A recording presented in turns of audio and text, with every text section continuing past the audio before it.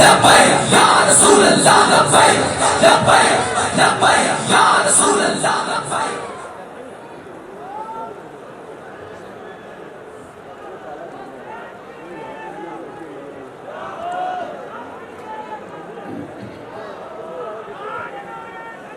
الحمدللہ الذی علم الانسان ما لم یعلم والصلاة والسلام علی قاسم العلوم والحکم وعلى آلہ وصحبہ سادات العرب والعجم. اما بعد فاعوذ باللہ من الشیطان الرجیم. بسم اللہ الرحمن الرحیم. محمد الرسول اللہ والذین معه اشداء علی الکفار رحماء بینہم. صدق اللہ مولانا العظیم. تانا قربان یا رسول مدنی. تانا قربان یا رسول مدنی. تما شقید سبحان یا رسول مدنی. اوستا محبت جے پکم زلکی نقشوی نوی نشت حغی زلکی ایمان یا رسول مدنی. او کہ ہزار زل ایمان روڑی خوبستال عشقا شریب نشی مسلمان یا رسول مدنی. اوستا پا کمال جمال کرم سوال چی رب رضا شی زمان محمد امین ستانات خوان یا رسول مدنی. اور ہم سوئے حشر چلیں گے شاہ ابرار کے ساتھ. قافلہ ہوگا روا قافلہ سالار کے ساتھ. یہ تو طیبہ کی محبت کا اثر ہے ورنہ کون روتا ہے لپٹ کر در و دیوار کے ساتھ. اور اے مظہر ہم بھی سنیں گے کوئی نعتِ رنگی گر ملاقات ہوئی شاعر دربار کے ساتھ. قبلہ امیر المجاہدین فنا فی خاتم النبیین قبلہ بابا جان رحمت اللہ تعالیٰ علیہ ونور اللہ مرقدہ الشریف. آپ فرمایا کرتے تھے کہ میں ملک شام گیا تو شام میں حضرت سیدنا خالد بن ولید رضی اللہ تعالیٰ عنہ کی مزار پر انوار پہ گیا تو آپ کے مزار پر انوار پر آپ کا آخری قول مبارک لکھا تھا.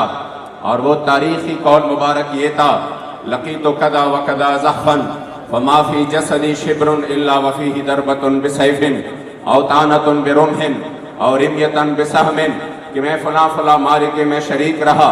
کوئی ایک بھی معرکہ ایسا نہیں ہوا جہاں پر میں شریک نہیں رہا اور میرے جو جسم پر سرتاپا تیروں کے نیزوں کے اور اس طرح تلواروں کے زخم آئے کہ کوئی بھی میرا جسم میں ایک بالش جگہ بھی نہیں بچی. مگر جب آپ کو یعنی آپ کا آخری وقت تھا تو وصال کے وقت آپ نے ایک تاریخی جملہ ارشاد فرمایا اور وہ یہ تھا کہ میں نے اس موت کو میدان کارزات میں اور میدان جہاد میں بہت زیادہ ڈھونڈا لیکن مجھے ادھر نہیں ملا. لیکن آج مجھے جب یہاں پر اپنے بستر پہ یہ موت نصیب ہو رہا ہے تو آپ نے ایک تاریخی جملہ ارشاد فرمایا اور کہا: فلاں نامت آئین الجبنا. جس کو امیر المجاہدین اپنے خوبصورت انداز سے اس کا ترجمہ یوں کرتے تھے: شالا بزدلانو کدی نیند ناوے. شالا بزدلانو کدی نیند ناوے. موت نے تو آنا ہے، ہر صورت میں آنا ہے. وہ چاہے آپ اپنے بستر پر ہو یا چاہے میدان جہاد میں ہو. موت تو B P high blood pressure سے بھی آتا ہے. موت تو بندے کو ایکسیڈنٹ کی وجہ سے بھی آتا ہے. موت تو شوگر کی وجہ سے بھی آتا ہے. موت تو بیماری کی اور حادثے کی صورت میں بھی آ سکتا ہے. لیکن بخدا اس موت کا تو مزہ ہی جدا ہے کہ جب 103 اور 104 بخار ہو، جس مرض میں وہ مرض وصال بن جائے. بخدا مجھے یاد ہے، میں بھی آج بھی وہ منظر مجھے اس طرح سامنے ہے جس طرح آپ لوگ بیٹھے ہیں کہ جب امیر المجاہدین فنا فی خاتم النبیین قبلہ بابا جان تشریف لے آئے فیض آباد کے مقام پر تو آپ کا خوبصورت چہرہ مبارک متغیر تھا. میں نے کہا: حضور ایسا لگ رہا ہے کہ آپ کو بہت تکلیف ہے. بابا جان نے اپنا ہاتھ مبارک آگے کر دیا. فرمایا: ہاں مجھے اب بھی بہت زیادہ بخار ہے، انتہائی شدید تکلیف ہے اور انتہائی شدید بخار ہے. میں نے کہا: حضور پھر آپ کیوں تشریف لے آئے؟ آپ کی اولاد، آپ کے روحانی اولاد مر مٹنے کے لیے یہاں پر موجود ہے تو آپ کو اتنی تکلیف ہے، پھر کیوں آئے؟ آپ یاد رکھیے، ہمیں جس نے ناموس رسالت کا سبق سکھایا یہ اس مرد کلندر کی اسی وقت کی بے عین ہی الفاظ ہے جو میں آپ کے سامنے نقل کرتا ہوں. مجھے کہا: کیا بات کرتے ہو امین؟ صاحب یہ جان تو ہے ہی رسول اللہ کے لیے. اور پھر اسی حالت میں جب آپ نے حضور کی عزت پر پہرا دیا اور اپنے اس بیماری میں، اس تکلیف میں، اس مرض میں، جو پھر وہ مرض الوصال بھی بن گیا، آپ یقین کریں اس حال میں دنیا سے چلے گئے کہ اپنے آخری ایام میں بھی پوری دنیا کو یہ پیغام دیا، بھلے آپ جتنے بھی انویسٹمنٹ کر لے، آپ قادیانیت کو جتنی بھی پروموٹ کر لے، لیکن اس مرد کلندر نے پھر سے وہ پیغام دیا کہ 1450 سال بعد بھی چیف جسٹس کہتا ہے یہ فیض آباد والے کیوں آ گئے؟ وہ معاملات تو ختم ہو گئے، وہ جب انہوں نے اسٹرائک کیا، احتجاج کیا، تو وہ جو ختم نبوت حلف نامے میں ترمیم ہوئی تھی وہ تو ختم ہو گئی، پھر کیوں آئے؟ میں نے کہا واہ واہ، اتنے بڑے عہدے پہ بیٹھ کر تمہیں یہ بھی نہیں معلوم کہ جب چور چوری کرتا ہے اور جب ریکوری ہو جاتی ہے تو پھر قوم نے یہ نہیں جانا کہ چور کون ہے۔ یہاں پر تو ختم نبوت پر تاریخ کے سب سے بڑا ڈاکہ ڈالا گیا تھا۔ بابا جی فرما رہے تھے چور کون ہے، تاکہ ہم قوم کو دکھائیں کہ انہوں نے ختم نبوت پر حملہ کیا۔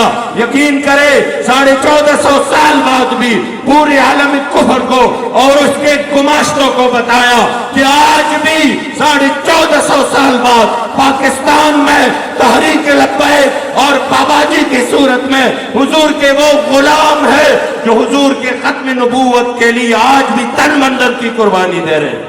لبیک یا رسول اللہ، لبیک لبیک لبیک یا رسول اللہ، لبیک لبیک لبیک۔ بہت مختصر ہے، بس میں صرف چونکہ جو وقت ہے وہ مجھے اجازت باقی نہیں دیتا، ہم نے بابا جی کے ہاتھ مبارک پر بیعت کیا اور پھر بابا جی کے جنازے پر اپنے امیر عظیمت، امیر محترم، ہمارے دلوں کی دھڑکن، حضرت قبلہ قائد ملت اسلامیہ حضرت قبلہ سعد حسین رضوی حفظہ اللہ، آپ کے ہاتھ پر تجدید عہد وفا کی کہ ہم نے جو لبیک کا نعرہ لگایا ہے، جس کا معنی علماء نے لکھا اُلب لک البابین، اور پھر شرح جامی نے جس کا معنی لکھا اقیم لخدمتک وامتثال امرک لا ابرح عن مکانی اقامتا کثیرتا متتالیہ۔